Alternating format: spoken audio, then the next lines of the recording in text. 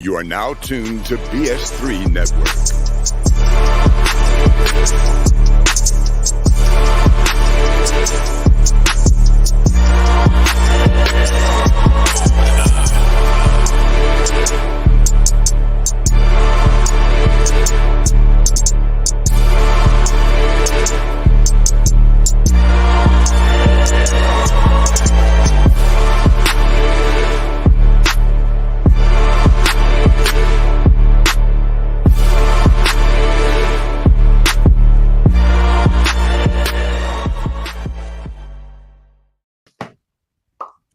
Bring back that beat, DJ.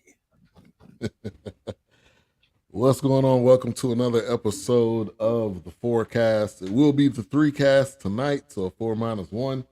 Wilkes will not be on tonight. He is prepping for the 49ers. Who they playing? This fun, but the 49ers Green Bay game coming up, so he's getting all his fixings and all that stuff ready. So. But coming at you tonight. Remember who drugged the Cowboys? You already? Dragged. Yeah. Drug. Let me say this. They still looking for the license plate to that truck. Yeah. Jerry's still crying on the plane or in his vehicle off of Harry Hines. He off of Harry Hines right now, probably. Well, what are you doing over there? Going to the White House. Right. He doing something. Nah, the White House was in a good neighborhood, bro.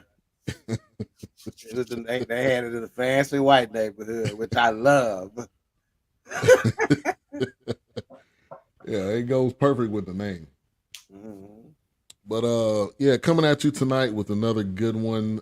Dave Chappelle dropped a special on December the 31st called The Dreamer. And we were going to do this last week. And then Cat Williams blew up the spot and we ended up reviewing that interview. But this is the graphic right here. Dave Chappelle coming back with another one. Last one of the year. I think that was his first and only of last year, if I'm not mistaken, because I don't think he came out with anything else. But we definitely got to do this. Dave Chappelle is as I think as a consensus, is our guy as a comedian. We respect his comedy, we respect who he is, respect what he went through. And so let's just kick it off. Kind of initial thoughts. I've seen a lot of people saying that this wasn't funny. And in the first 10 minutes, I'm like, this is hilarious. These people are on something. They own something. Or they just don't like Dave Chappelle at all. So I think this was him. Him is what he does. If anybody, to me, the funniest part is seeing the people in the crowd that look surprised. I'm like, y'all must be the dumbest people on earth. You come to a Dave Chappelle show and you expect, they expect it to be PG and him not to make a trans joke, which he is gonna do it. So why look surprised and shocked and confused and bamboozled? But the trans people are going to be the least offended group in this whole thing because he hit somebody else harder. Oh yeah. But I love. And then we'll talk about at the end how some of these people that he cracked on, he has photos with them. So we could touch on that too, because I think he is more of a full circle kind of guy than just like, I'm gonna punch down on you and we haven't never talked. So we got a lot to kind of unwrap. So A-Trap, how you doing? Initial thoughts? I'm always good, man. Man of the hour, too sweet to be sour. The left, right, yeah. No, but on the serious side, man, it was all good. I mean, it was classic Dave Chappelle. It was classic comedy. One of the purest forms, and I mentioned this at the end of the show last week, one of the purest things about comedy is a story to tell. Yeah. And you are a storyteller. And if you're telling the story properly, like I mentioned again last week, I said the definition of comedy is the revelation of the obvious that we find entertaining. So he did that. He laid it out there. And as you stated, people in the crowd, they're shocked. The only reason they're shocked is because they never actually watched Dave Chappelle. Dave Chappelle I would refer to him as almost like Bugs Bunny. He's been sassing and rassing and clowning people since the word go. He's been making fun of each and every individual on planet Earth, and he's been enjoying it. And he's been making people who truly enjoy comedy enjoy it as well. So for those who didn't enjoy it, sucks to be you. You ain't got to call everybody. You ain't got to do the black and white thing. You ain't got to talk about somebody's mama. You can actually tell a story and be humorous, and that's what he does, and he's great at it. Yeah, facts, Doc. Yeah, I'll do my little thing and read. There's no quote unquote plot with this necessarily, but the title, of course, is The Dreamer, which if you watch it, you'll see that there's something to that very inspirational. Mhm. Will kind of reveal towards the end. But the description is from his on stage cackle to the slap heard around the world. Dave Chappelle lets loose in this freewheeling and unfiltered stand up comedy special. And again, I think the terms freewheeling and unfiltered are key because he proved from the word go, Yeah, I'm unfiltered, and you're not going. He's very serious. If you've heard Dave Chappelle in prior stand-ups, he's very serious about uh, the art of comedy, the art of live comedy, and right, not being censored by anybody. right. And that there's nothing off limits, So, I have to, like you being mentioned, that he thinks that we have a consensus that this is one of our top guys. For me, it is my top guy. Ironically, what's interesting is that he calls Chris Rock to go, Yeah, right? And again, I don't know what's up with that. I'd have to get more information as to his thought process. I'm sure he has, Thanks. huh? Maybe he's musty. Yeah. It could simply be because, of course, they close, but he likes his style, and Chris Rock has never been, you can never accuse him of being unintelligent. That's for sure, so he's one of the smartest to do it. And I must say, we did Cat Williams last week or whatever, and Cat Williams, based on his latest interview, has vaulted up my list some. I've always been a Cat Williams fan, but he did vault up my list some based on some of his personal kind of standards, so to speak. right. Let me get to the chat real quick. Missing some people. We got Theodora in the building. Blue Streak. Thanks for coming through. Hey, Fourcast. Yes, we are the Fourcast tonight. Wilkes should be back next week. We got Chef Jeff in the building. I think this is Doc's best friend right here. He said, "What's up, fellas?" That's my BFF right there. Hey, make sure to check out this dope cooking show on Tuesday nights, 5:30. Dope conversation, dope cooking, dope vibes. You got to come through. Jerry is still hot. He is, and not only will this equal change, or will he continue to do the same thing? Depends on how hot he really is. Everyone gonna get fired. They better, but we'll see. This is the Cowboys we're talking about here. He got to go to Iowa to cool off. Well, maybe. And then we got Knox in the building. Thank you for coming through. Oh, Anthony.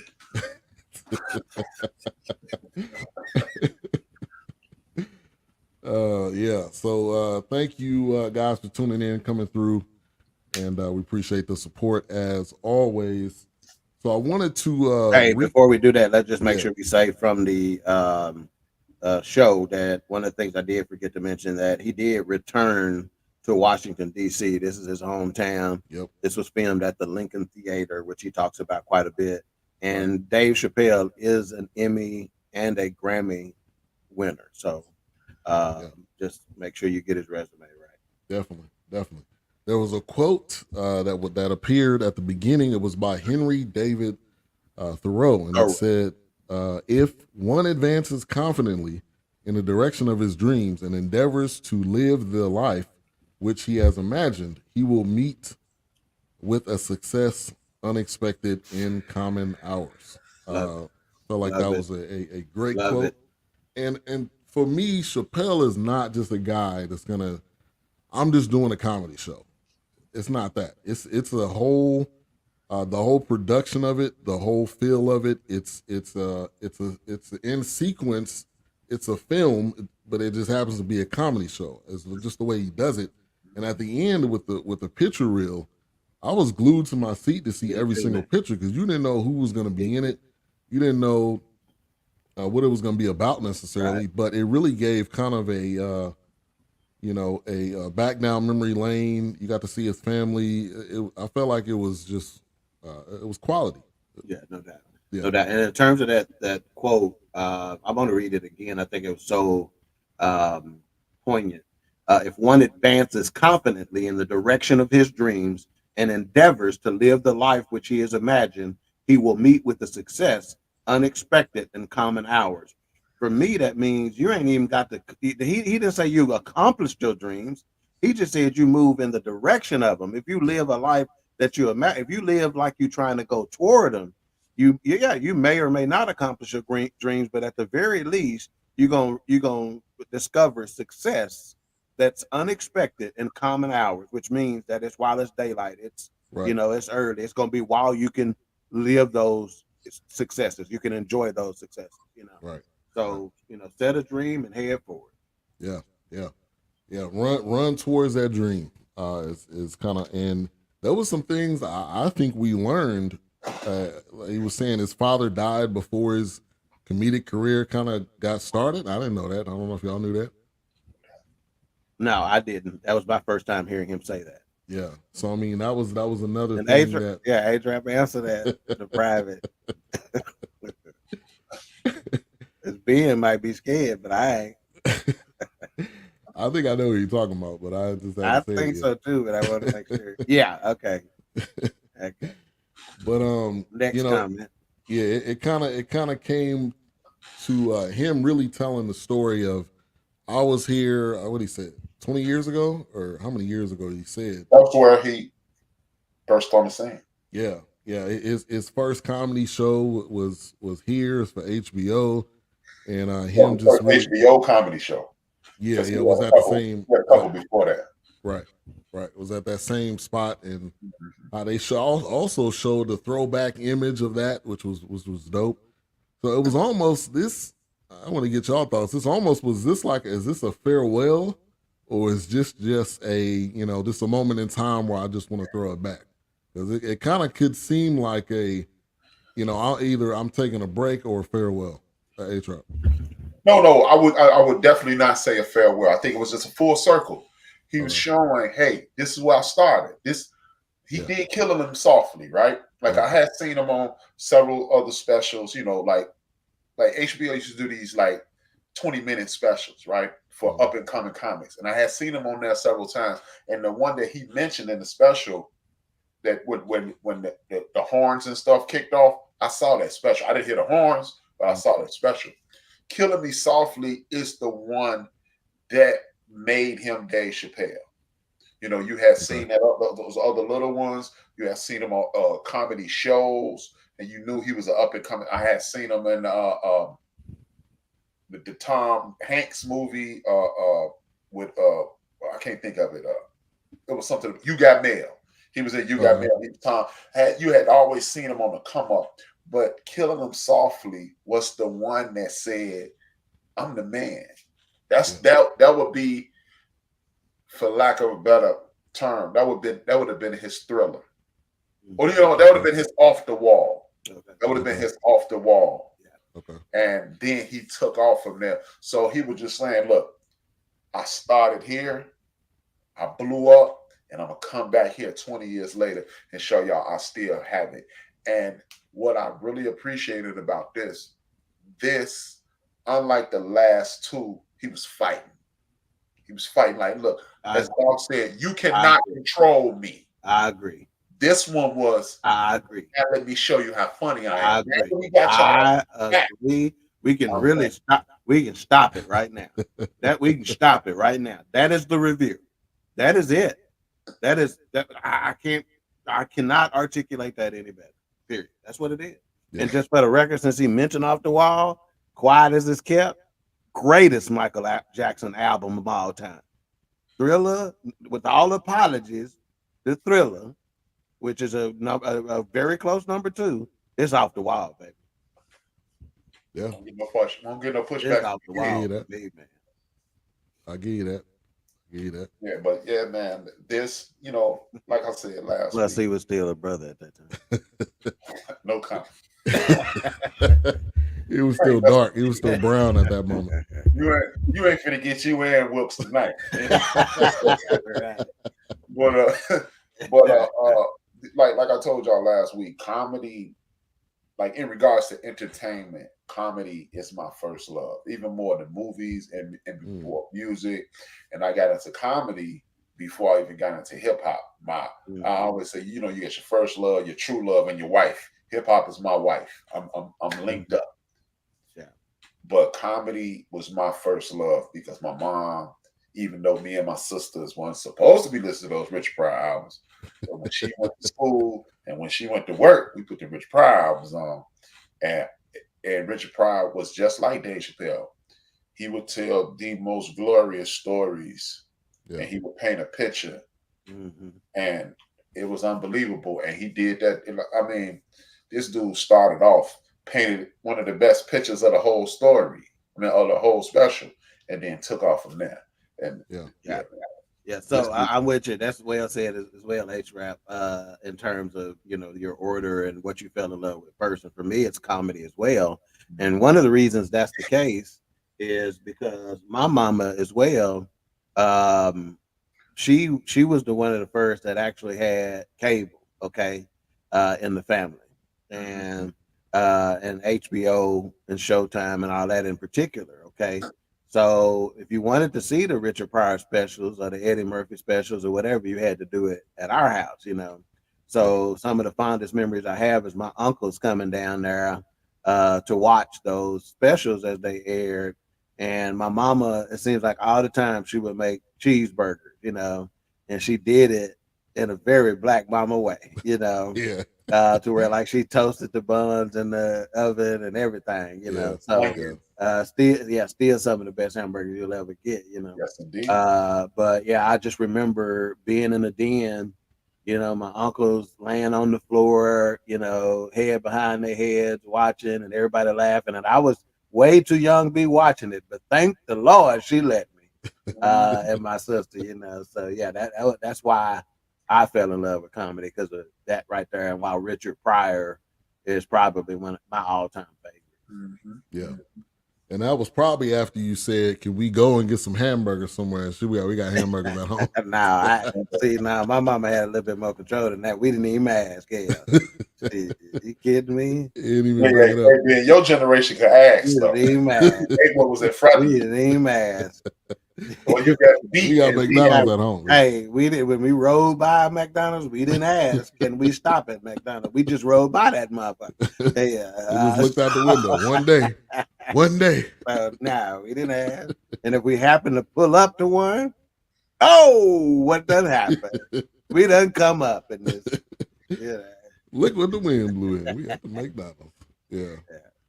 But yeah, man, I agree with you, A-Trap. This one was more of, let me show you who I am. Let me give you a laid back sense. He had a couple jokes with his wife, which traditionally doesn't really have, from what I remember. I know he had a couple about his son, but I felt like he was like, "Look, I'm gonna just show you me. I'm gonna show you me from a different angle." And I felt like he killed it. He killed it like he does in the storytelling, the Jim Carrey story. that was hilarious. Then end up transferring into the trans joke, which, look, people would agree or disagree, but that there is a central truth to that joke that he had. Yeah.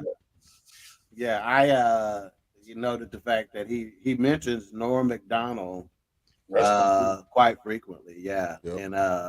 And I've always had a fondness for Norm Macdonald as well. You know, he's so dry and laid back in his delivery, you know, and if you're not really paying attention, a lot of times you'll miss his punchlines.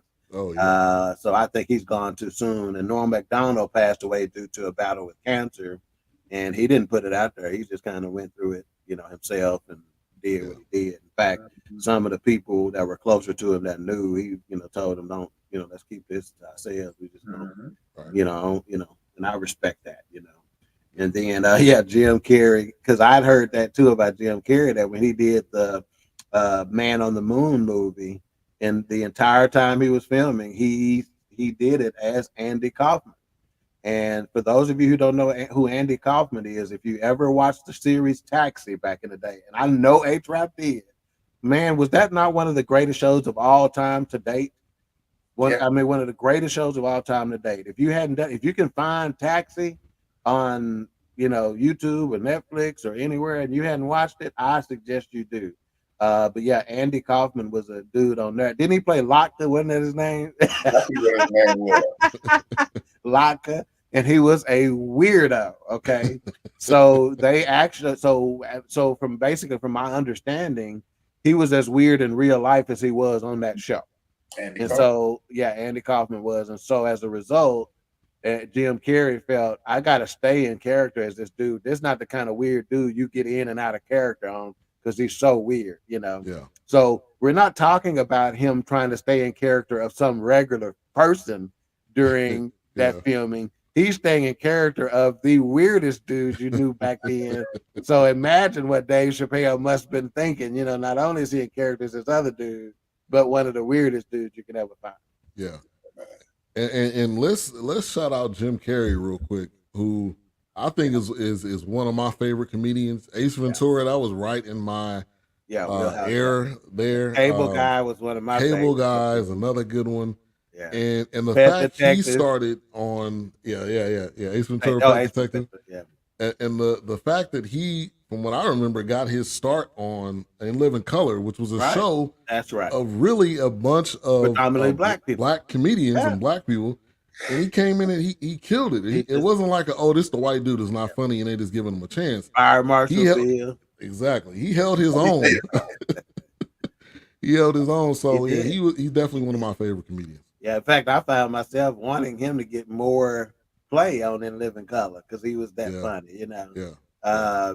But yeah, Jim Carrey will always have a soft spot in our community as far as I'm concerned. Yeah. The older he gets, he gets a little. He's gotten a little weirder. In fact, a recent interview I saw of him talking about this book that he's written recently. He's a little out there right now. Really, he is. I don't know if y'all kind of. Wow. Yeah, he's out there, man.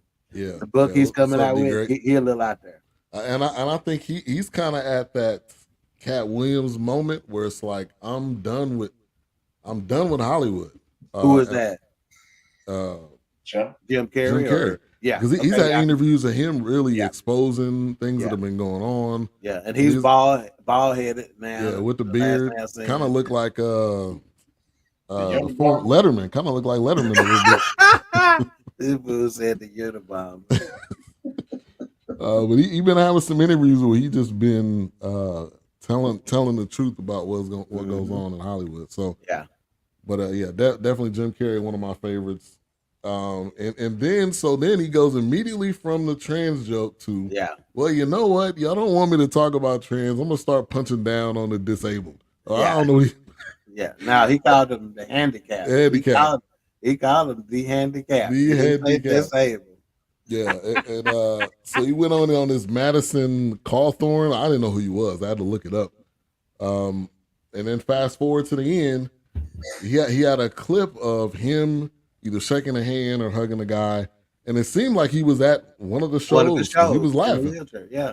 So to me, that's a true, I think, comedian is somebody that'll do it in your face, not just say it behind you or whatever, and it'll come up to you like, hey, I'm about to say some jokes about you. Okay, it's gonna be a little uncomfortable for you, but funny for everybody else. Yeah, you don't know, and I see. I'm gonna tell you like this, man, because y'all remember me telling the story of Bullet Bob, back in high school. Okay, it was 1988. Y'all remember that?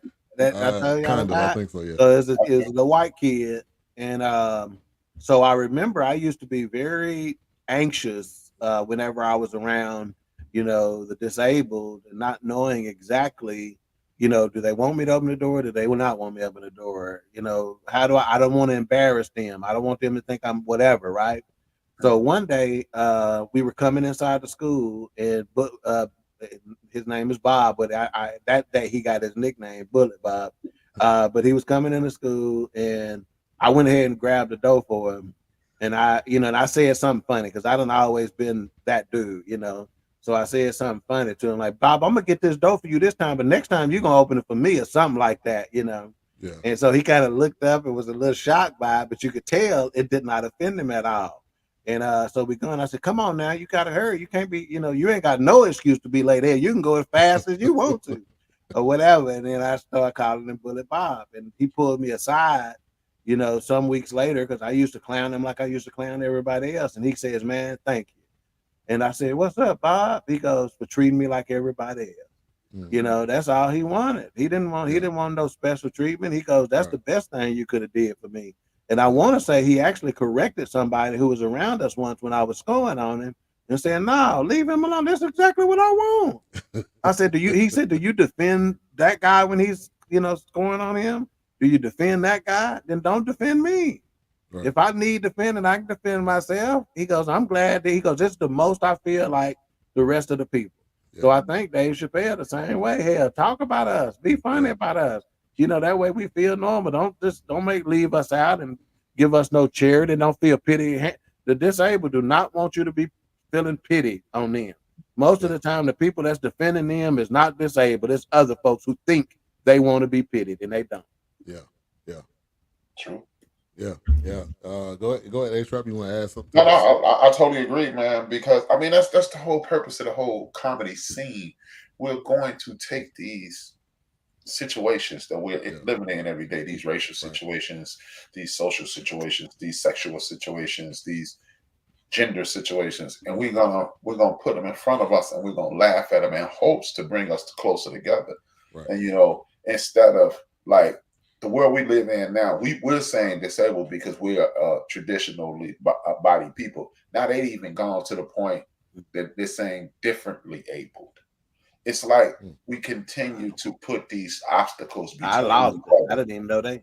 Yeah. It's called different able different now. And it's like, look, until I'm not going to do anything to ever disregard anybody's personage. But what I am going to do is continue to reach out across the aisle to other people in hopes to make it so we can have this open line of communication. Like when you listen to my show, a lot of people who don't know me, they assume that I have issue with other cultures. Just because I embrace my culture does not mean I have an issue with your culture. Yeah. And just because, as you stated, I'm gonna take off on this disabled dude because he's my boy. I don't care about him being, disabled or differently able or blind and every time I see these people speaking up for them, I've never seen a gay person come out against Dave Chappelle. I've never seen a disabled person come out against somebody who's cracking jokes about the disabled. I've never seen, whatever group. I never see that person in the group. It's always some cheerleader, some self-righteous Mike Stivic type person sticking up for them, and it's kind of annoying. Yeah, and that's true. And shout out to Together We Break Production. Thank you for coming through. Appreciate you. And you're right. It's not even the group of people. It's normally somebody, an ally or a cheerleader, like you said, on the sideline saying, "Well, you shouldn't say that about them." And they're like, "We didn't say that. Why are you coming to exactly the dog's point? Why are you defending for me when I can defend for myself?" Clearly, I'm more offended by you thinking you need to defend me than I am the joke. Right. I can defend myself. I'm very capable of doing that. Right. And I thought it was brilliant for him to go off on the disabled. I really did. I thought that was brilliant. Yeah. It's like y'all been giving me all this hell for trans. He goes, "I hope you didn't think I was gonna come here telling trans jokes all day, this show, because that is not what this is gonna be. I might tell 2 or 3, but and then he went. I thought I just wrote in all caps, brilliant. I thought that was brilliant. Let me go to what may be considered the next touchiest subject out there. Right. And what's funny? Where's all the uproar for the disabled? Thank you, man. Yeah. Thank you, man. This is a sad situation because one of my favorite television, you bring up, Doc, you brought up Taxi. Another one of the greatest television shows in the history of the world is All in the Family. Uh-huh. And the ironic part is one of my favorite episodes of All in the Family, Lionel fronted off Michael Stivic for the same thing. They were talking about race. And, Archie is always the racist. Archie is always the bad guy. Right. And Lionel checked Mike. He said, "No, Mike, you worse than Archie." He was like, "What you mean, man? He's so racist." And he was like, "Yeah, but he ignorant. He don't know no better." He said, "You've never talked to me." He said, "Every time you talk to me, it's about a Black Power rally or a civil rights rally." He said, "You'll never talk to me about the Nets." Yeah. And then Archie stood up and said, "See, yeah, I'm ignorant." Yeah. All of that's what we're talking about. Yeah, that was a good point to take. Yeah, All in the Family was very way before their time on tackling controversial topics. I mean, yeah, one of the most uncomfortable episodes is Edith getting raped on that episode, man. And Edith was an old lady at the time, Well, she was playing an old lady. She might have only been 45 in real life, but she was playing somebody in her 60s, Jean Stapleton, that's her name, right? Yeah, she was so hey, All in the Family. Whew. Yeah, man. And you notice the further we get away from that form of television, the more ridiculous the world becomes. Right on. Because they used to confront you with right your on. like. Right, there you go. No, finish that. You stop that sentence. They used to confront you with your ignorance. Yeah, they used to confront you with your ignorance. Like you mentioned the rape episode, which I do remember was it was a black man who was raped, who was trying to rape Edith. I think so. And one of the more powerful ones, and again, to show you how the more things change, the more they stay the same. One of the most powerful episodes I ever seen was when Edith, this transgender person, left his suitcase in Archie's taxi, and he came to get it, and Edith befriended him, not knowing it was a man. Everybody on the show knew it was a man. Edith didn't, and then somebody killed him. Yeah, wow. And it rocked Edith so hard that she questioned her faith. Yeah. These are the exact same things we do every day. Yeah. And like H-Rap says, and I don't think that can be understated, but he's like, that show and what comedians did, what Richard Pryor did and Eddie Murphy did, it through humor. In fact, it's one of the reasons why I am funny, because it brings down walls that separate me between other people. You would be surprised at how many people done come to me for help that probably wouldn't have come to me for help if I didn't make it comfortable for them to do so. Yeah. But because I made it comfortable, they were comfortable enough to say, man, let me talk to you about, and I'm like, wow, I'm when it first started happening, I was even surprised that they were coming to me about some of this stuff. But I soon realized it's because I use comedy, and I remember some managers at some jobs I done said, some female managers saying, only Ivan can get away with saying some of the stuff he said, because I was so consistent with it my entire time. And I talked about everybody, so there was nobody ever took offense to it, So I think comedy is one of the greatest tools we have in this country of actually being able to present information that's sensitive and having us say, wait a minute, y'all, let's just pause for a second. Stop taking yourself so serious and think about what we're saying, and Dave Chappelle has been doing that the whole time. He's like, okay, wait a minute. You defend me you get on me for saying transgender, but if you ever thought about X, Y, and Z, and it makes it so silly that you're doing it, even what's this, Charleston White is doing it right now, where he'll talk about something so controversial and he'll goes, you are condemning me for something I said, but the dude done killed 12 people and y'all are supporting him, and y'all are having candlelight visuals, and he goes, come on. And he goes, think about how silly that is to be offended by what I said, but not be offended by what that dude did and letting your kids listen to. Yeah. And he's not, if you look at his background, there's clips of him on going to meetings and congressional meetings. Yeah, congressional meetings and speaking to issues that have been going on. His name is on a couple of bills, Yeah. But he said, but he said y'all wasn't listening to me then. But y'all listening to me now. I was begging then, and that's why now he say fuck the community. and I know that's just to get ears too. Charleston White ain't the kind of dude who's gonna ever forget the community. That ain't how he built. Right. Him and Cat Williams got a lot of similarities in them in terms of how they heart is. Yeah, they've been talking about the interview of the year would be him, Charleston White, Cat Williams, and I think it had Bootsy on there. Bootsy on there too. I think. He ain't in that category. Bootsy ain't in that category. Am I wrong? Maybe it was somebody else. Maybe it was somebody else. Huh? I don't want to be on Club Shay Shay. No comment. Now, man, I want to diss somebody while we on here, man. It's these comedians, they stole our idea, man. who that? Who? They review Big Jaw and his crew. You know, The ones who, the bald headed guy. Yeah, they do a forecast. Really? Oh, It's called Black Movies. Okay. It's called Black Cast. Yeah. And they do black movies. I'm like, you mother suckers. Yeah. It's all right. yeah. I ain't watching no more of your videos tonight.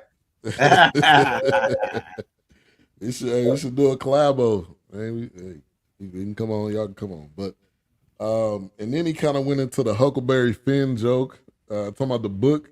Yeah, Huck Finn and Nigger Jill, man. They're talking about the book he was in, right? Yeah. What's up, Big Mo? He said, "Stop it, A-Trap." He said, "Stop it, right?" But appreciate you for coming through. But again, these are the I think the best comedians can talk about any issue, and basically it should bring down whatever wall you had, whatever issue you had. It should bring that down, and you should be able to laugh. That's whoever you are, and I think this is what Dave Chappelle does. So I was going into it thinking like, okay, I guess it's not gonna be that good. But I was reading the wrong press clippings, and because he is Dave Chappelle through and through, and it ain't gonna be no different than. Yeah, and I'm not somebody, and I would even suggest that even though we review movies, I'm suggesting to our viewing audience that you never let what we say prevent you from watching a movie. Right. I hopefully it will encourage you to watch one that we think is very good or whatever the case may be, but don't ever let it stop you, because I'm telling you right now, I never let someone else's review of a movie stop me from watching. Yeah. I go watch it, regardless. Now what keeps me entertained, in other words, if you're using a mic rating, I can be entertained by a mic rating of a movie that we would give a mic rating of a 2 or 2.5. I can still be entertained by it. Every movie I watch don't have to be no 4 or 5. Hey, y'all should go back and watch Alice, and then watch our review of Alice. Maybe do it the other way around. Anyway, forget what all I just said, because I wouldn't waste your damn time with that. Hey, man. It was horrible. I'd watch it because you might like garbage. I don't think everybody in the chat room shut that down, did they? I like it. Yeah, so it's got some redeeming qualities to it. Yeah. And plus, I'm gonna tell you like this in all seriousness too, is that when you live a spiritual life, no, it does not mean you don't cuss, you don't drink, you always do the right thing. That's not what it means. When you live a spiritual life, one of the things means is that you're always listening with spiritual ears and you're watching with spiritual eyes. So that's one of the reasons why anything can be a message for me. God can be trying to, show me something, get a message to me, inspire me to something through anything, even bad movies. So, so I pay attention, regardless. Yeah. But that's this is the connection. What you just mentioned, what you in regards to the spiritual thing, and Bid mentioned with the storytelling. This is why me and Dave Chappelle, I'm not trying to like me and Dave Chappelle be hanging or nothing. Yeah. But this is why me and Dave Chappelle love hip hop so much, because hip hop in its purest form will take the most uncomfortable situation and braid it into a story and make it appealing. I mean, Biggie Smalls did it with a story to tell. He's cheating. It has been alleged that it was Anthony Mason's wife. He told a story of Anthony Mason's wife. And Fat Joe said it. It was like a couple of rappers and come out and said that he was talking about Anthony Mason's Wow. And he took a sensitive situation, cheating with Anthony Mason's wife, pulling the gun on Anthony Mason, and made it a song. Nas wrote a song backward, and he just walked backward from, and then the song started by the end of the song, it was his brother telling him, "Hey man, that dude who jumped you the other day, he down the block. Let's go get him." Yeah. So you take these horrible situations and present them like uncomfortable situations, hilarious situations, and you present them to us, and we either and go, "Oh wow, that was a hell of a story," or "Oh wow, I really like that," or "Oh wow, that was funny." Like Redman, one of the architects of that. This dude made a song. Well, he put in one of his songs one of the most tragic things in recent history. Marvin Gaye getting shot in his song. He said, "I'll make you want to holler," like Marvin Gaye when his father shot him. Wow. Yeah. You listening, you the go, wordplay right there. right. It's like make It's you want to crazy. holler like Marvin Gaye. You like, yeah. And then he say when his father shot him, you like, whoa. Whoa. Wow. Whoa, Redman. Oh, step back, man. But it's the Yeah. combination. It's the wordplay, it's the cadence. Broken glass everywhere. That's the storyteller, baby. Yeah. Hey, Slick Rick. Yeah. Man, I can listen to that He song. just don't care. Yeah, I can listen to that Slick Rick song all day, every day, man. And it'll still be the same, and you'll still be rapping with the same lines and all that. But I think the cadence, just like in hip hop and comedy, the way you got those little subtle pauses, and the way you got it when you look a certain way, and then you give the punchline, he's perfect at that. Think about it. That song that everybody loves with Slick Rick, it's about police brutality. Yeah. This ain't funny, so don't your dad laugh. Just another about the wrong path, straight and that's a police brutality song. Nobody connects it with police brutality, but if you listen to it, you're like, man, the police beat this dude up for no reason at all. Right. So yeah, this is what comedy, hip hop, storytelling does for you. It presents it to you in a comical way, in a warm, loving way, and next, you've learned something. Yeah. Don't push me, cause I'm close to the Uh-huh. edge. I'm trying not to lose my head. Like a junk at the time. It's made me wonder why I keep them going under. But that's for real for how many brothers in life today. Right. Yeah. Middle of the day today, that was for me. I was ready. Yeah, and I think that's why people relate so much to hip hop, is because it's telling a story that not only the rapper went through, but you listening to it gone through at some point, and you relate, and so yeah. And this is why Dave is a genius. Yeah, and this is almost why he's like hip hop's comic. I can only imagine how many rappers are at his shows or even in backstage, and his boys, Talib and Mos Def. I think Black Thought, Common, all of them is kind of like his boys. So he is kind of like hip hop's comic. Even when he used to do the, I think it was in Philly, he used to do that yearly show. Yeah, I forgot what it was the called. Roots Block Party. Yeah, that's Block Party. Yeah. So I mean. Yeah, and plus on the Dave Chappelle show, he used to Right. always give them a platform and show them love that they wasn't getting shown in some other places. So Right. And you mentioned those pictures at the end of this special, and a lot of them had some rappers on there and stuff like that. Yeah. I remember seeing, I think one of my most hated rappers on there, out of Atlanta, I believe. What's his name? UK? Nah. The one he had the joke on, you talking about Lil Nas? The one that played in a Hustle and Flow as that rapper. What's his name? Tip? Oh, no. The one Hustle and Flow, that's with Terrence Howard. Yeah. Mafia. Yeah, but what's the rapper who got beat up in the restroom by Terrence Howard? DJ Paul? No, y'all, come on, man. Y'all gotta know this. Is he M36 Mafia? He tried to give the Juicy J? he tried to give the tape to him and he threw it in the trash. I don't remember who that was. I remember. How Was can it y'all Big Boy? Huh? Was it Big Boy? No. I don't remember that, man. I watched Hustle and I'm Flow. about to rewatch that movie because I don't remember that. Yeah, I watched Hustle and Flow one time. What's his name, man? Because I can't stand it. He was in Dallas Ludacris? last year. That's it. Oh, That's okay. it. Okay. He was in Dallas last year. I had won free tickets. I couldn't get him damn tickets. Luda. I'm not a Luda fan at all. I saw him in rock with Luda, man. Luda nice. Luda nice. I'm not a Luda fan at all. He's all right. He to me, he's a comedic rapper. When he raps, it's more of like funny punchlines than it is something serious. And then me and Ben, and it's the same. All the songs seem the same to me because his cadence is the same on every. Because he's just being funny. I don't think he take his raps really. I'm not. He take it seriously.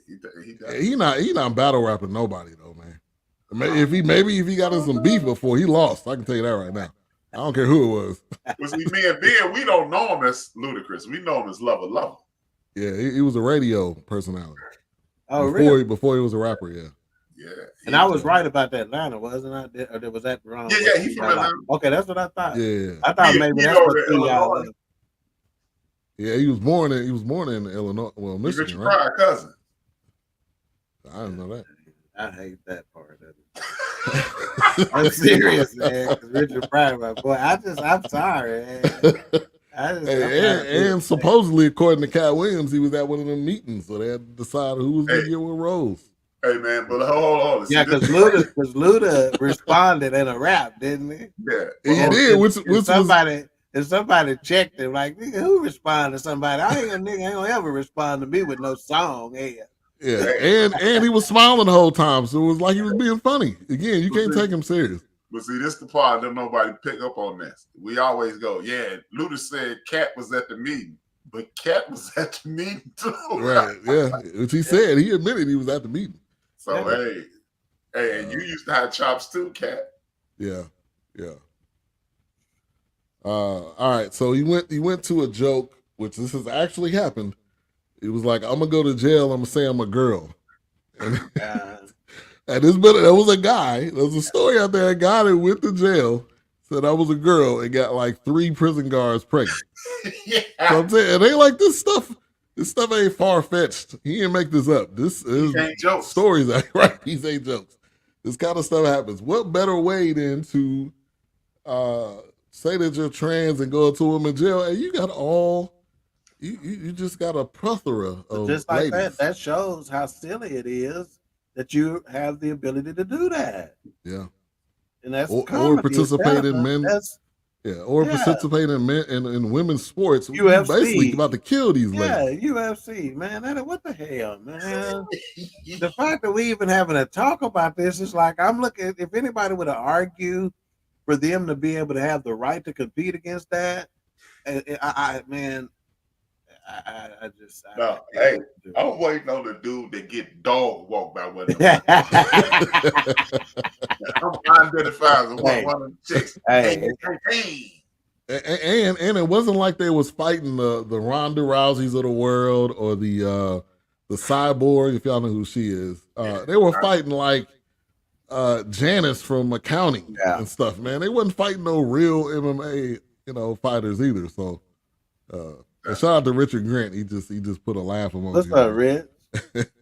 Yeah, let me give a shout out Richard Grant. We got RC, we got Danielle Summage, Terrence Bennett, part of BS3 Network. Appreciate you. And then Blue Streak, aka Bobo. What's up, Bo? I don't know if she's still here. She might have exited stage late. She there somewhere. The Titanic submersible. Blue Streak freak like a bad check. She keep coming back.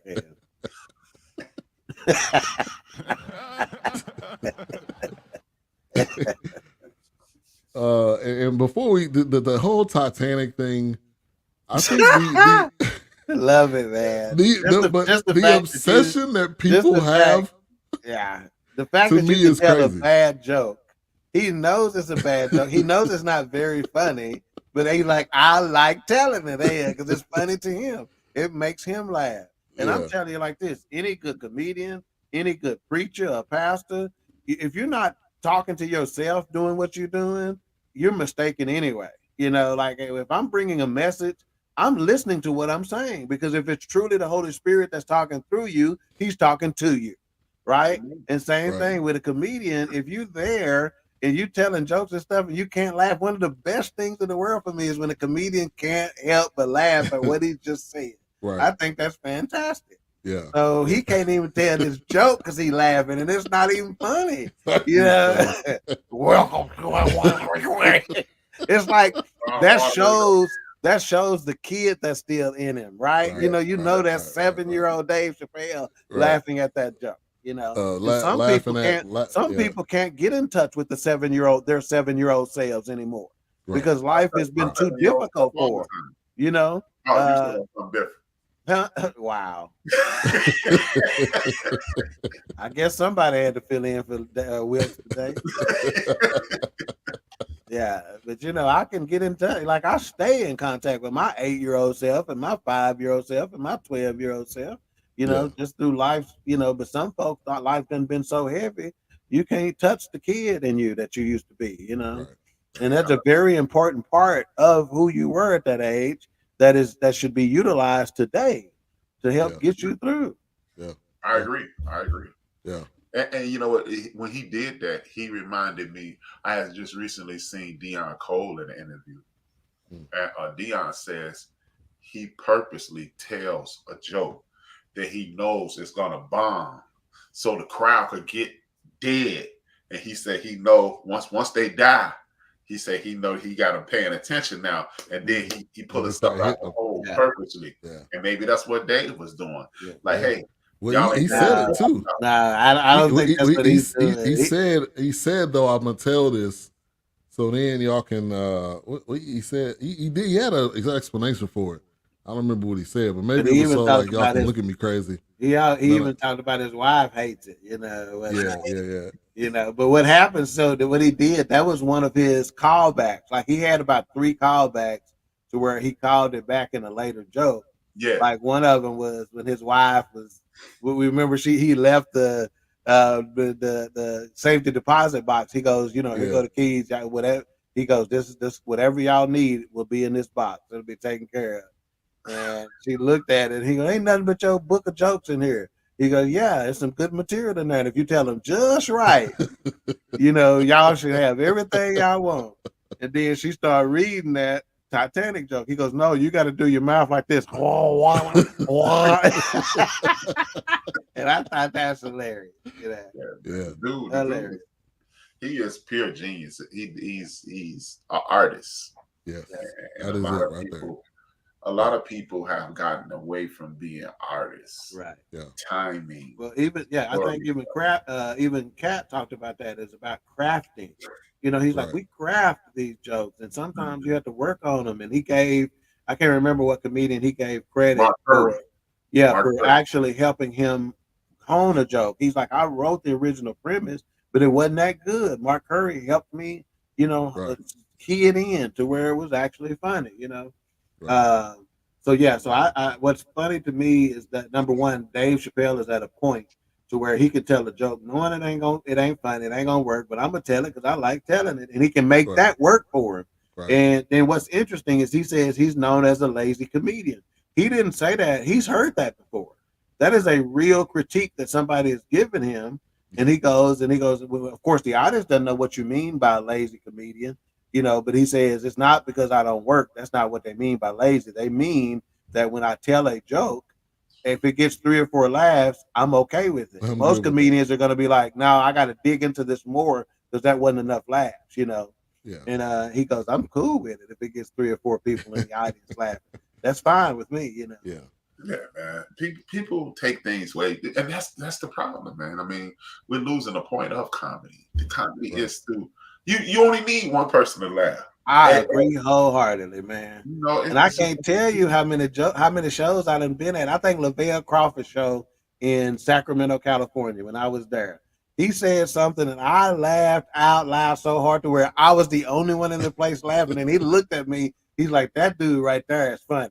He pointed at me and said, that dude is funny, you know, because he knew, okay, this guy gets everything about me, you know. Yeah. And we had a fantastic conversation after the show, you know. But yeah, I'm like that, A-Trap. Is one person in the audience laugh, I'm good. I can move on, you know. Yeah. And I think he's been doing it for so long. He doesn't need the audience's acceptance. I mean, it's great. Obviously, they're there to see him, but that's not what fuels him. It's like, I'm gonna tell these jokes whether y'all like him really or not. And he's been critiqued more probably over the past 5 years than probably he ever has. Ever. And he's probably put out the more content. Yeah. Besides when he had the Chappelle show. But he's probably had more specials in these past 5 years when he kind of started coming back than when he he's came ever back. had. Yeah. And if you have not watched the Inside the Actor Studio interview with Dave Chappelle, that may be one of the best interviews of all time. Period. Inside the Actor Studio. Yeah. Yeah, that guy was. I have not seen that. I might have to. And it was at some college campus. You got to see that. It was right before Dave Chappelle came back. You know, it was in his toward the end of his high age. And that's when I think that might have been his first public comments about him leaving and all that other kind of stuff, you know. Yeah. And people, you know, people don't realize you have to be that good. You have to go through a lot. You have to witness a lot. You must be able to compartmentalize things and regurgitate them without fear of them hurting you, not just hurting someone else. Yeah. Oh yeah, Lavelle Crawford is insanely funny. I mean, as you stated, man, like with the dude Bullet Bob, those instances have to be processed and then put out into the world, and that's what makes people laugh. Those stories, man. I mean, Mudbone, you know, what was her name? Miss something. I can't think of her name. With the little tiny feet, you know, he understood those. Those are people in his life that he may have reconfigured at some point and added some from right. You got Ben and things like that. But that's the genius in it, man.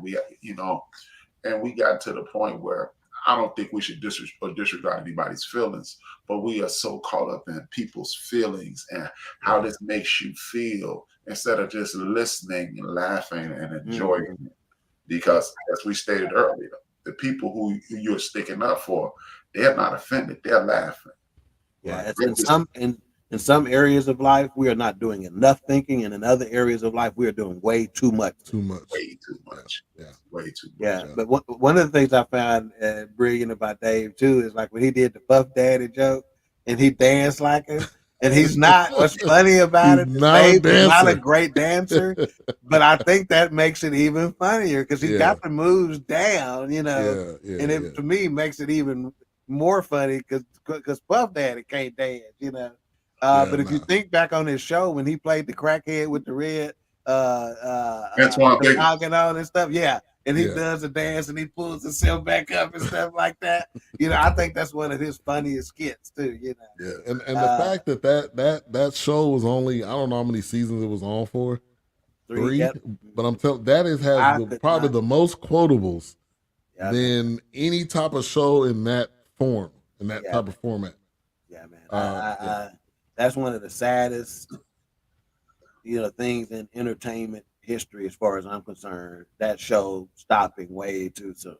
Yeah. That show might have gone down as the greatest of all time, if it had kept rolling, because I just think Dave Chappelle on that show was just genius. And the fact that you had a musician on, it was like when you talk about stuff for our culture. You remember we did the Martin review and how all the people came on and said this was ours, stuff like that. That was ours, man, and it was so well done. But everybody got to enjoy it. You follow me? It was ours, but everybody got, like, I know just as many white folks that love the Dave Chappelle show as it is black folks. It was our stuff. Yeah, it was white folks in the front of this show. At every show, at every one we've seen. They're right down front, and they're laughing just as hard. That congressman that he made fun, that mayor that he made fun of, he was in the audience. I think it was a mayor or congressman. One of the two. That was one of the pictures he took of the dude was there, and he was laughing harder than anybody when Jay made fun of him about something. And you know what's sad? Even sadder, Ivan. Me and you, we old enough to see both those situations. The Richard Pryor show ended after 5 episodes, and it was along the same lines of the Dave Chappelle show. Agreed. Agreed. I've gone back and watched those a couple of times. I'm probably due to go do it again. Yeah, man. The Richard Pryor, when he was president, Got to be one of the funniest things. When Tim Reed I haven't even seen it, and I know that's got to be Man, funny. I used to Richard Pryor. I just can't tell you when he was him and Paul Mooney. no, the white cat when he was in Stir Crazy with Gene Oh, Gene Wilder. Gene Wilder. Yeah, that's right. Yeah. That's right. We bad. Walking in prison and stuff like that. What you doing? I'm getting bad. Yeah. Yeah, I love it, man.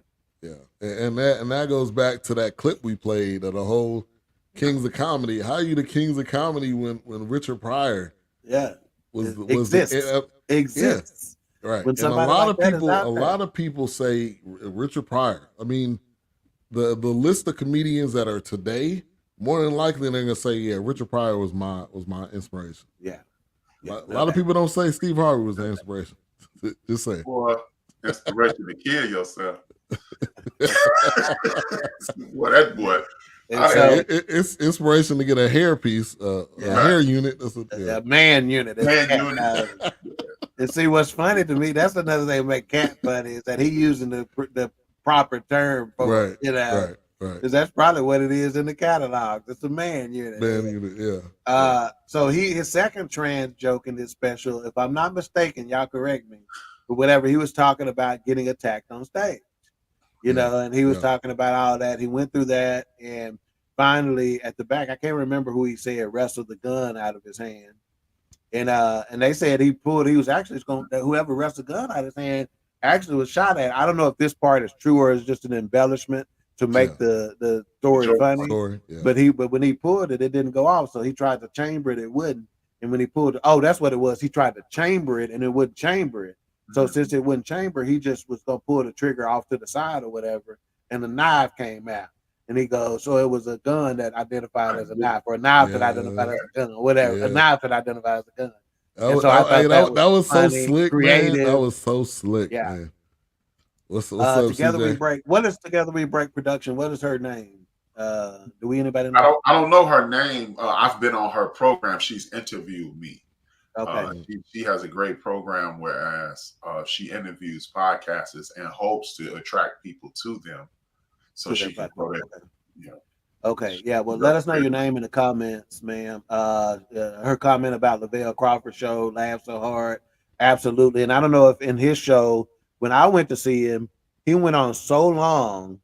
I mean, when I say the kitchen lights was off, the staff, I mean, all they had to do was just lock the door when they left, because everything was already cleaned up. They started vacuuming while he was on stage, and he just kept being funny. I'm serious, My son turned me on to Lavelle, probably. Yeah. And then she goes, I don't think Steve is funny. Me, man.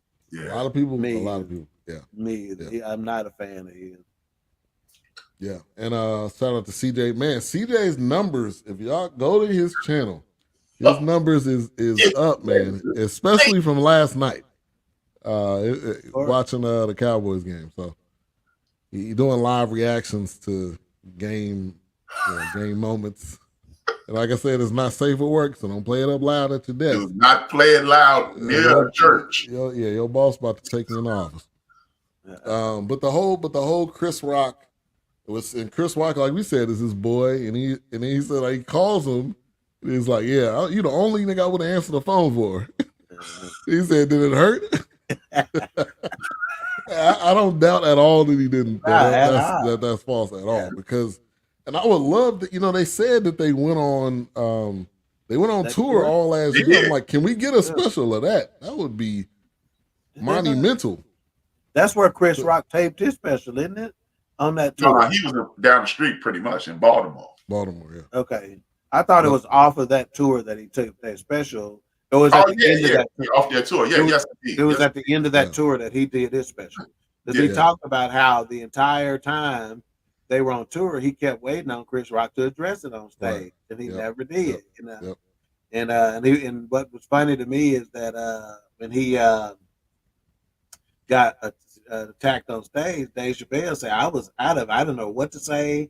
I was discombobulated. I was at a loss for words. He goes, can you believe that? Me, I was at a loss for words. Yeah. And Chris Rock came on stage and said, was that Will Smith? And he goes, and the audience killed, Right. or whatever.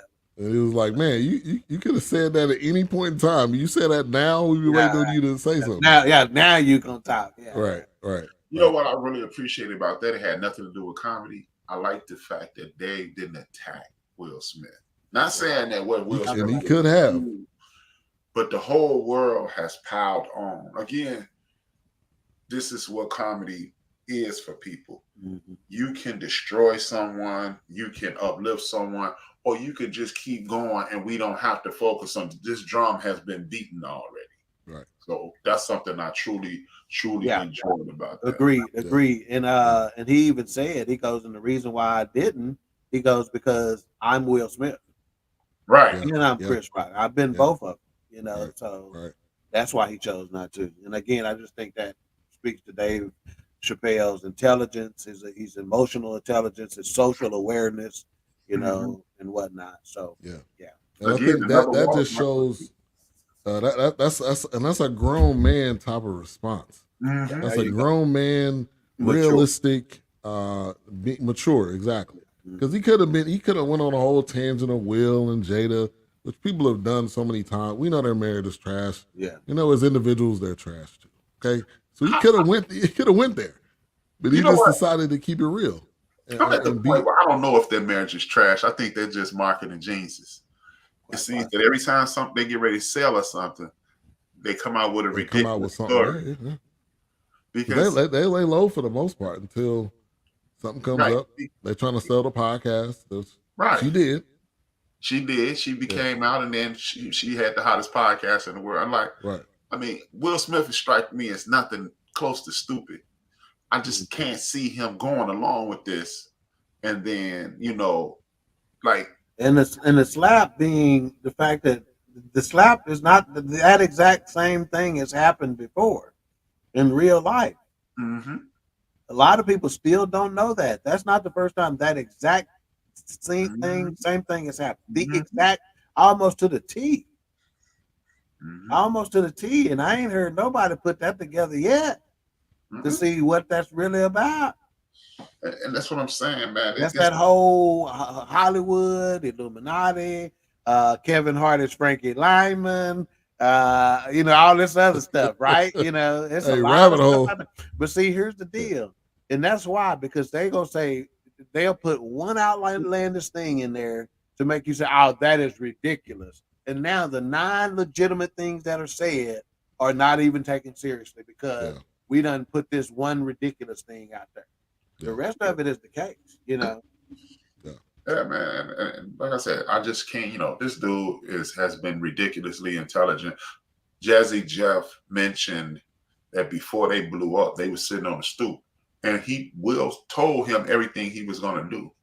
So if you were 18, 19, 16, 17, 18, 19 years old talking about what you're going to do when you're 40, I just don't see this dude putting his personal life out there and making a complete fool of himself on a regular basis. Yeah. And that was an interview also on Club Shay Say. Bruce was on there, and he was like, I don't know how, as a woman, if you see your husband getting upset and you see him about to go up there, you don't say like, hey, don't do that. Like you brothers with this person, don't go up there and do that on national TV. And she just sat back like, I'm just gonna watch.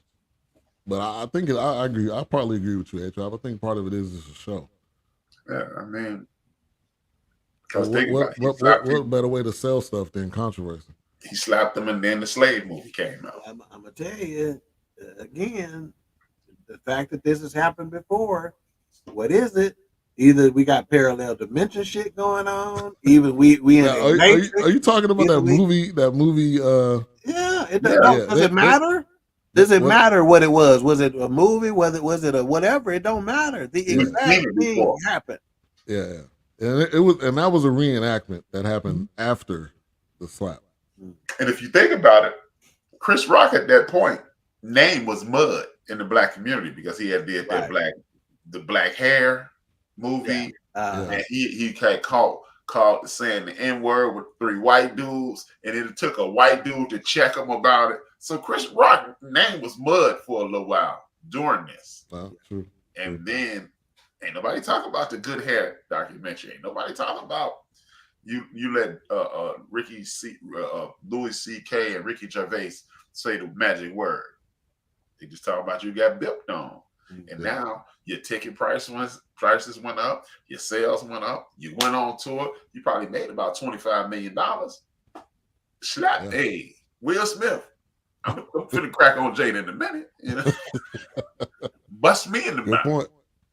Good point. So him being attacked at the Hollywood, I had to go back and look up that video again. And he wasn't lying. The guy came on stage, basically tackled him. I'm like, there's no security down at the bottom of the stage. The dude just got on the stage like nothing happened. And then the funniest part was he looked over and he was like, yeah, Carl, you were supposed to protect me, but you had on some church shoes. I don't know what the security guard name was. Yeah. But I felt like that was dope. Carson, I think. Carson, something like that. That was not a joke. Yeah, that was not a joke. So that was a nice little dig at his own team. Obviously, the guy's still on his security team. But who knows what could have happened. And he was like, you never know what's going to happen until it happens to you. You can say I would have did this or did that, but you don't know until it happens to you. So that was a nice segment that I don't think he necessarily addressed in any type of interview or anything. So I felt like that was something that needed to be in there. Mm-hmm. Yeah, I mean, it's just another one of those situations to where as you take that pain, you present it to the world, and we're going to all laugh at it. And then you just, as Doc said, you can take the message out of it. Yeah. The message is, hey, while you're busy laughing at somebody, you never know when it's your turn. Yeah. So, and then he ends up ending it with the story, which he said, I'm gonna end it with this story, and which it was a long story, but he had little moments in there where it was he went funny. to go get a cigarette first. Right, yeah. That's another thing that's funny to me. That joke of smoking buildings where you know it's a no smoke. Yeah, you know. He don't care. He don't care. He gonna light it up. And ain't nobody gonna say, hey. He got a cigarette person who bring in one cigarette and his lighter. Right. And he'd go out there and light it, and he'd put his ashes out on the floor. He just dumped a cigarette out. Didn't even step on the floor. Okay. Ain't nobody gonna come up to him and say, yeah, you paying me. Look, we making millions of dollars in here tonight. You concerned about this cigarette. Right. Take it out of my check. Right. You concerned about practice. But you know what? Remember, not a game. We did the Dick Gregory documentary. Yep. And they said that in there that he does that almost as homage to Dick Gregory. Right. And he uses it as a timing piece. Yeah. And it works. It works. And then he did the Lil Nas X whole thing. And he had a picture with him too. Yeah. So like a couple I don't even there think were two or three in there with Nas X. Yeah, I don't even think it's he just taking pictures as a photo op. It looks to me he's having a sit down conversation with people. With him. Yeah, which that's just me and a stand up. That's how I know. I doubt very seriously Nas X got a problem with any of the jokes he's telling. Right. At all. You know. He probably really wanted to understand, and that's why you can't say he's a transphobic or any of that stuff, because he has a friend, a comedian that is trans, and he actually sits down and talks to people. So, but anyway, that was one of the most powerful portions of stand up right there. He mentioned how he took you and he basically asked you to respect every human in the world, because he said, look, this is Lil Nas X's dream. That's right. And now I'm in your dream because you dreamed of being here. Right. So it was a very powerful, artistic way and powerful way to say respect everybody and everything around you. Yeah. I knew even his tattoo that said human, on his arm. Yeah. I knew this dude, man. Anytime he walked in the room, he would say penitentiary rules in effect. And first few hundred times he said it, like whatever. And one day I asked, I said, man, why you say that? He said, hey man, and he said, I've been to the joint. I said, yeah. He was like, when you're in a joint, man, you have to respect anything around you. And if you don't, you might lose your life. That's right. So that's when I walk in the room. I say penitentiary rules in effect. So everybody in the room respect each other. Yeah. And Dave, Dave took me back to that moment, man. Yeah. Definitely. Yep, love it. All right, let's get to some final thoughts. Final thoughts and Mike rating. Dave Chappelle, The Dreamer. And we're going to go to Doc first. Yeah, there's a song out there in the lyrics. They say that I'm a dreamer, but I'm not the only one. It's a classic rock song.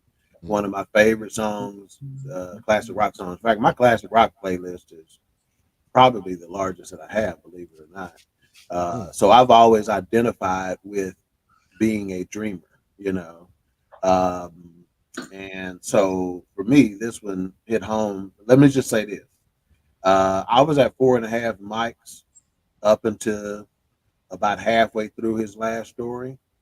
The last story and the pictures at the end brought me up to a 5. I was at a 4.5 up to that point, but when he told the last story and gave us the pictures, it brought me up to a 5. One of the things I always do will tell about what Rotten Tomatoes and IMDb. Believe it or not, Rotten Tomatoes only gave him 20%.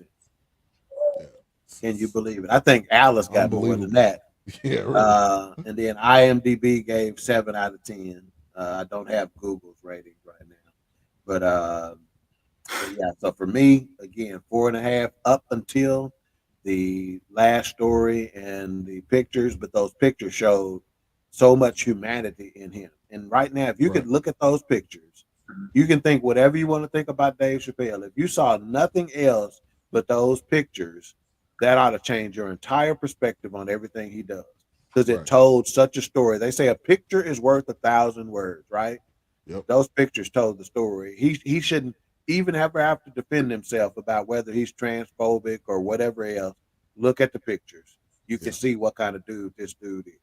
So for me, 5 mics. Yeah. Hey, Trap.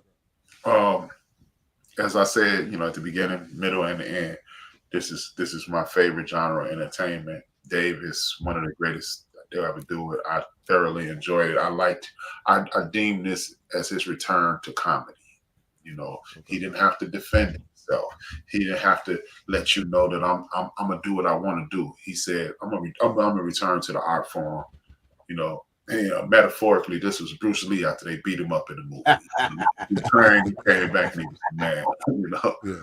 So Dog said, at no point did I say 4 mics. I caught on from the very first joke. I said he back, and he held his own through the end. 5 mics, enjoyed it. I've watched it 3 times, and the 3 times that I watched it, it had nothing to do with the forecast. It was just I enjoyed it. Yeah. Wow. Yeah. Immediately right out the gate when he went into the when he did the Jim Carrey joke and the Jim Carrey went into the trans, me and my wife looked at each other like, yeah, he here. Like this is the punch in the gut that you need, and then he just rode the wave the entire time. When he got to the story, I was wondering like, all right, is this gonna be is it gonna be a long drawn out story, or is it gonna have some comedic moments? And it was great. It was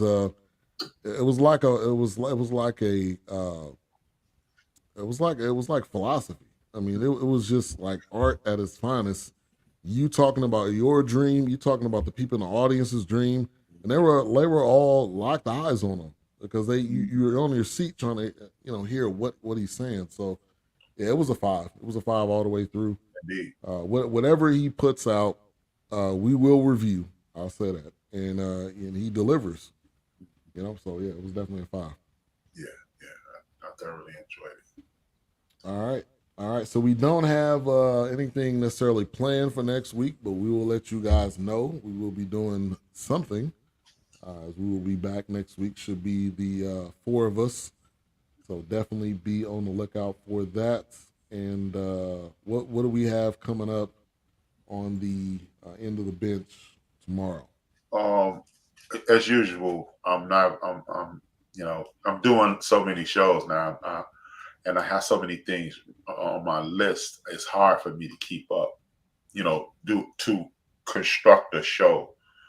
But let me pull it up. I got a couple things. I'm talking about single issue voters, and how what we'll do is find an issue to not like, let's say, Dolph running for office. Well, you know what? Dolph is a drinker. Well, I don't like drinkers, but Dolph has built an orphanage. Dolph has built. He's helping homeless. Well, we need to start looking or look at the things that are beneficial to you, not just detrimental to you. And I'm also going to talk about the power of the consumer and how in Italy, Spain, Belgium, France, and it's another country, but I'm going to go with Italy, Spain. I know it was 5, but I wrote down 4: Italy, Spain, Belgium, and France. They are no longer selling PepsiCo, Quaker, and Frito-Lay products, and not because they're not healthy. It's because during the pandemic, the prices went up on a lot of things. The pandemic has subsided. The prices are still up. So they put a sign up in the stores in those countries saying, when these sell out, we're not bringing this back because they acting a fool. A couple companies that are doing it here in America, Wingstop and Buffalo Wild Wings. There was a shortage of wings at one point. Wingstop even went to selling thighs. Yeah. Now there's no longer a shortage, but the price is still up like it's a shortage. We must, as consumers, start taking over these situations. We need to address these things. Yeah. And I'm gonna talk about that. And I got a couple other things that, what I do as I work. I listen and in between things I read and I write down like 20 things a week. That's why I'm not trying to not give you what I'm doing, but it's like I want to do this, and then some of these things tie in.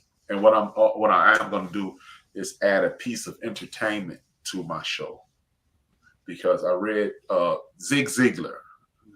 I was reading his book, and he said, "Stop giving out heavy." He said, "If you make something about the Vietnam War, next week talk about basketball. Because if you don't talk about basketball, that Vietnam War thing, you don't want to beat them up the Vietnam War. Then you're gonna talk about Beirut. Then you're gonna talk about child molestation. It's too much heavy."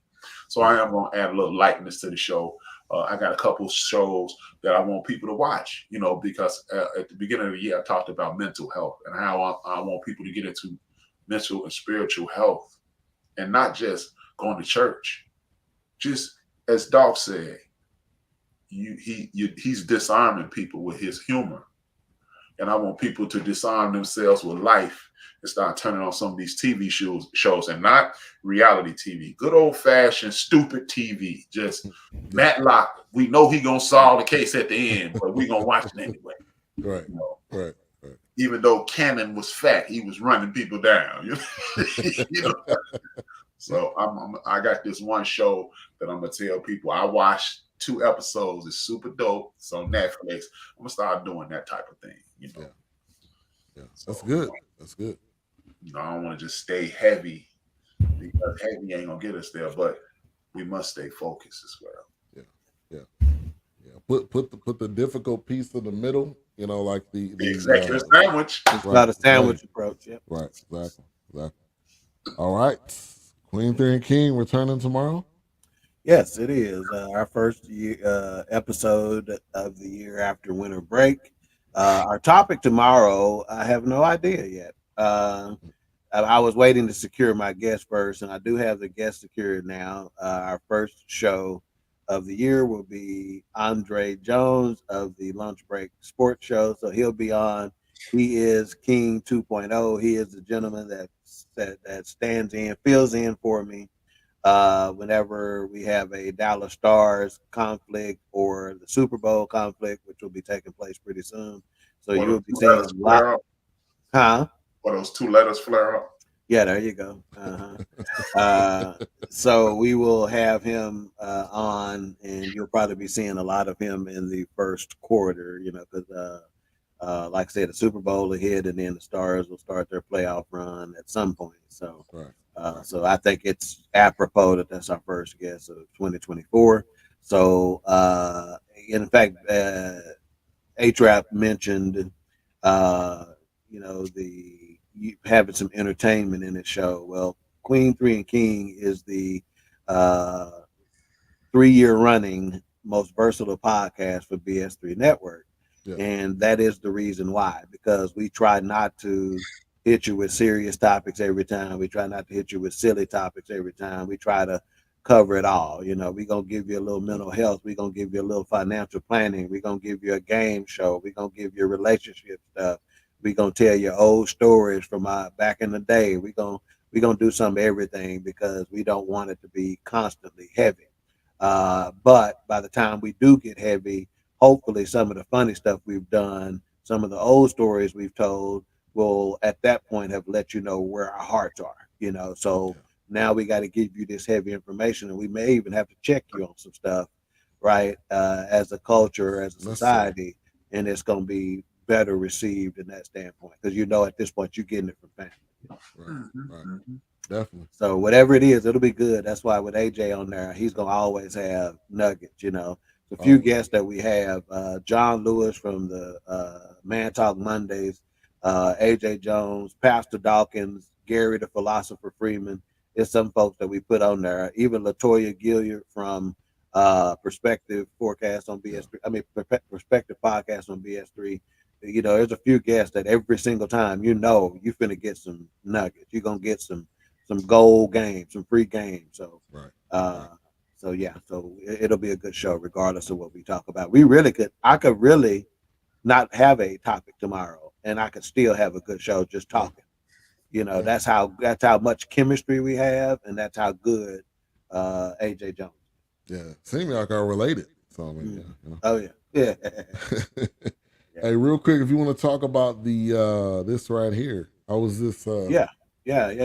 Shout out to Perpetual Praise Community Church, Pastor Stephen Wilder of Perpetual Praise, and Keesman Webb, Deacon Keesman Webb, who has invited me out. I have been one of the speakers on this at this men's conference for 10 years running now. This was the 10th annual, the only speaker that has been at all 10.